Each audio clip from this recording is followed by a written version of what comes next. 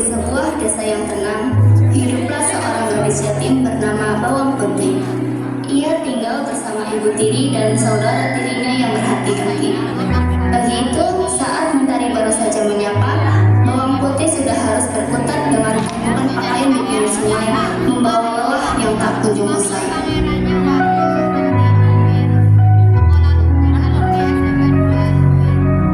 Putih, kau masih saja mencuci di sini? Matahari sudah tinggi loh. Ayo istirahat. Sedikit lagi, Arum. Kalau tidak selesai sebelum siang, ibu pasti marah. Lupakan saja tentang ibumu itu. Tapi kamu tahu tidak? Kami baru saja dengar kabar loh. Katanya sih, pangeran akan lewat desa kita tahu. Kalian ini ada-ada saja ya. Tapi ini serius loh Putih. Pokoknya kamu harus ikut pesta desa nanti ya. Kami nanti juga akan ikut kok. Jadi tenang saja, kamu gak akan sendirian di sana. Aku sebenarnya ingin sih, tapi loh, kain kamera mana? Itu dia kainnya. Putih, lihat. Kainnya Astaga, tidak, itu kain kesayangan Kak Mera. Putih, cepat ambil kayu di sebelahmu itu. Cepat, sebelum kainnya hanya terlalu jauh. Tidak sampai, Judit, ini terlalu jauh. Astaga, kainnya sudah hilang. Habislah aku. Matahari mulai menyapa ke puncak langit, menyerap kulit sang putih dengan cahaya terik. Namun bagi Bawang Putih, cahaya itu terasa dingin, seolah ingin membelenggu tubuhnya yang ringkih. Setiap langkah yang dia ambil menuju rumahnya terasa sangat berat, dibayangi dengan ketakutan akan amarah yang siap menerjang dirinya layaknya sebuah badai.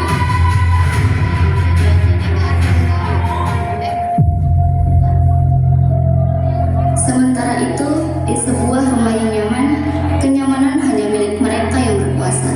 Suasana hangat di Serambi seketika berubah menjadi bara api saat berita tentang kain yang hilang sampai ke telinga sang penguasa rumah. Ibu, lihat, anting ini pas sekali untukku. Aku terlihat seperti putri kan? Tentu sayangku, emas ini memang diciptakan hanya untukmu. Biarkan saja si putih yang lalu bekerja. Yang penting kau tetap bersinar, anakku.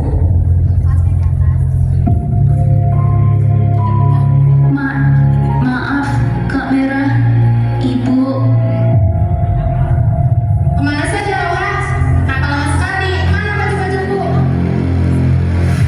maaf Kak. Tadi kain merah punya Kak Mera hanyut terbawa arus sungai. Apa? Hanyut?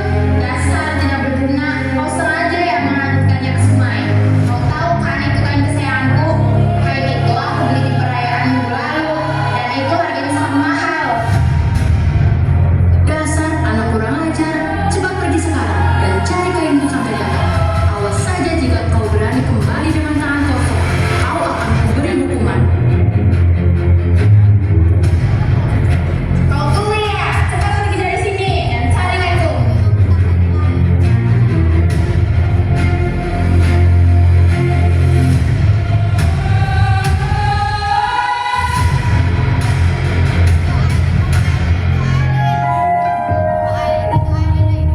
Malam mulai menyelimuti hutan, mengubah pepohonan menjadi bayangan raksasa yang menakutkan. Di tengah keputusan Bawang Putih, setitik cahaya muncul dari sebuah gubuk tua yang sunyi, tempat di mana takdir telah menunggu untuk diuji. Permisi, selamat malam.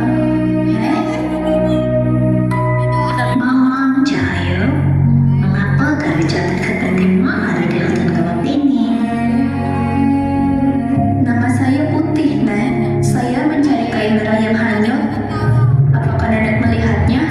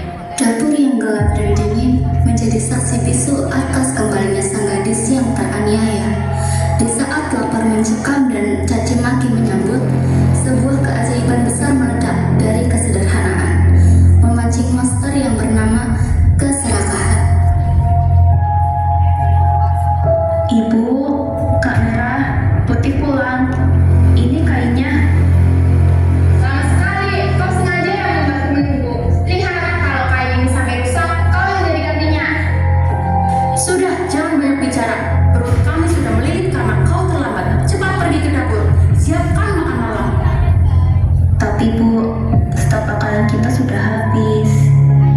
Itu urusanmu. Mau kau menangis sana sekalipun, pokoknya makanan harus ada di meja sekarang. Pergi. Ya Tuhan, emas, ini benar-benar emas. Putih, kau tuli ya? Aku minta minum. Ibu, ibu, kesini Bu, cepat. Ada apa sih? Rumah ini mau roboh. Emas Bu, lihat si babu ini menyimpan harta karun. Minggir, anak tak tahu diri. Berani-beraninya kau menyebutkan ini dari kami.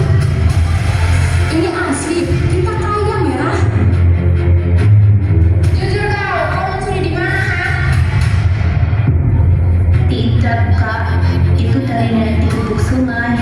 Tadi karena kain kamera sudah ditemukan.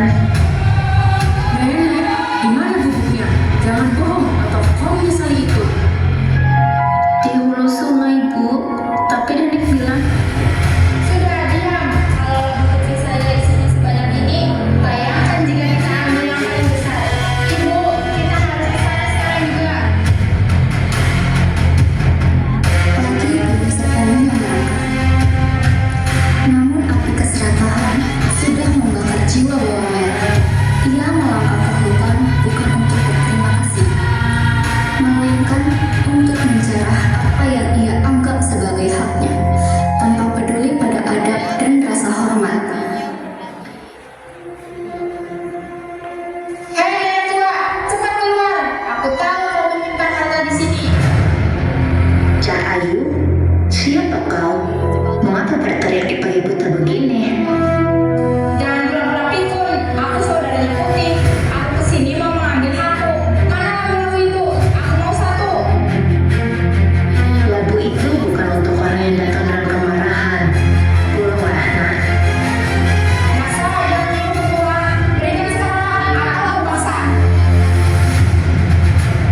Nah, ini dia. Yang ini pasti isinya emas berlian seisi kerajaan.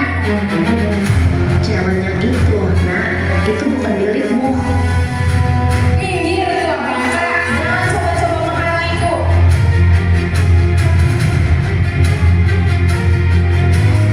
Roda takbir mulai berputar lebih kencang di tengah keramaian pasar. Sebuah pengumuman penting terdengar, memberikan peluang bagi si Tom untuk melancarkan siasatnya demi meraih tahta dan harta yang lebih tinggi. Dengarkan warga desa, barang siapa menemukan labu ajaib yang membawa petunjuk mahkota pangeran yang hilang, kerajaan akan memberikan imbalan besar. Mahkota pangeran. Wah, kalau ini mahkota, aku bisa menjadi permaisuri. Hei, tuan pengawal, berhenti berteriak. Labu yang kalian cari ada padaku. Benarkah Nona? Kamu yakin ini labu yang dimaksud? Tentu saja, lihat ukurannya. Tapi sampaikan pada pangeran, jika ia menginginkan harta ini, ia harus datang sendiri ke rumahku.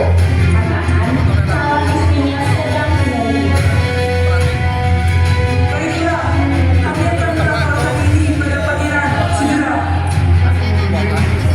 Di dalam istana yang megah, kegelisahan sang pangeran mulai menemukan titik terang. Sebuah laporan tentang seorang gadis dan labu ajaibnya membawa harapan baru, sekaligus menjadi awal dari perjalanan pembuktian sebuah kebenaran.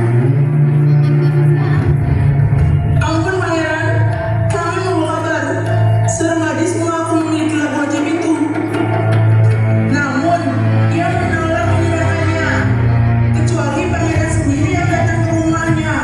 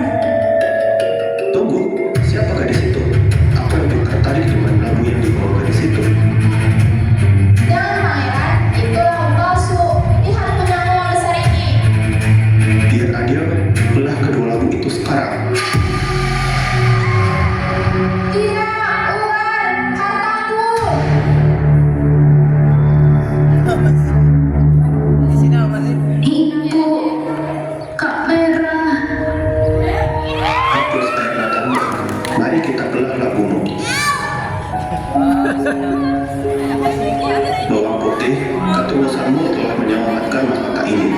Maukah kau ke istana bersamaku sebagai pendamping hidupku?